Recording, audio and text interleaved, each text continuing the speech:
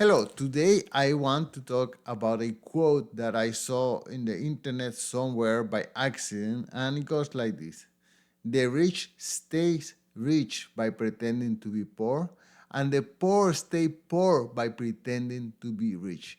And I tried to do some research and I couldn't find the author, but I think it comes from an original Bible quote that goes like this: one person pretends to be rich, yet has nothing.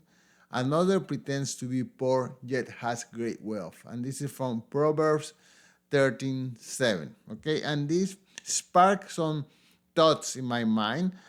Number one, this is a story.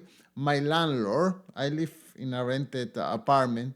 My landlord, he has come over a few times in the 10 years that I have been living here, and he has over 100 properties in Canada and in the United States.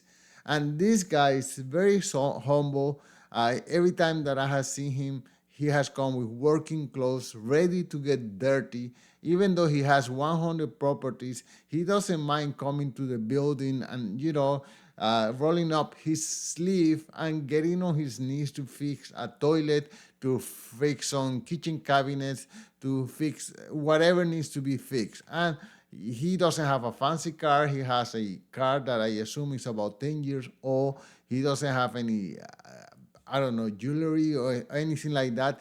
Maybe he has a different life once he's not quote unquote working, but it's just, I get the impression that he is very modest in all levels of his life. I have another friend. This friend of mine, he has a portfolio of over $100 million. And we are friends not because I hang out on those circles, but because one of the things that I used to do in the past was to teach dance classes, and he was one of my students. And somehow we struck a friendship, and it's been many years that we go to lunch.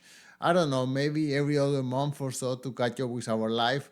And to me, it's always fascinating just to see a glimpse of someone who is worth over $100 million.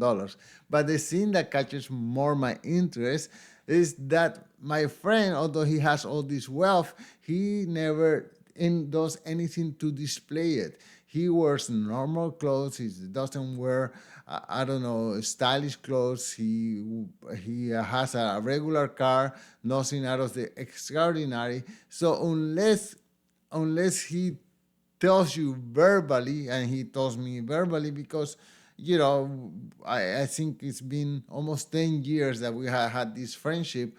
I know about his lifestyle or whatever. I mean, his wealth, but not necessarily his lifestyle. He lives like a regular Joe Blow, maybe a little bit better, but not that much. You wouldn't know that he has such an amount of wealth. On the other hand, at one time in history, I also used to do taxes for individuals, and I knew this person who I thought he was rich because he had a fancy luxury car, he has designer clothes, he always had the latest gadgets from this expensive phone maker, whatever. And when I was doing his taxes, I found out that he had nothing. His income was nothing, his savings was nothing, and he was living this luxury life because he had a girlfriend who was an attorney who was earning lots of money, and he was basically living out of his girlfriend's money.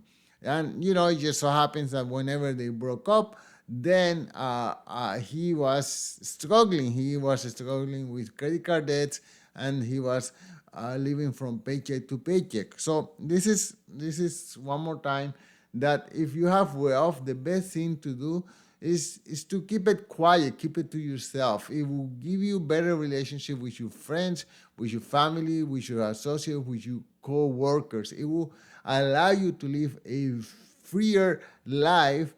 You will not have to keep up with the Kardashian, as they say. In fact, I think it's a much healthier life. And yeah, keep your wealth to yourself. That enjoy it, and don't display it so much. That's all for today. Thank you so much, and talk to you next time. Goodbye.